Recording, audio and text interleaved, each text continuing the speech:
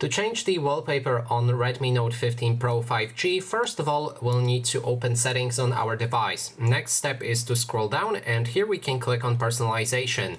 Now scroll down again.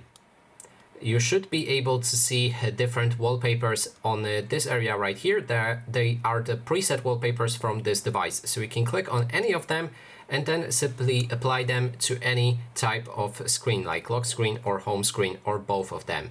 If you want to use custom wallpapers, then you can go into your gallery, select whatever wallpaper you want to use, click on those three dots and set it as wallpaper. That way you can customize few of the effects below and apply it to also lock screen, home screen, or both of them.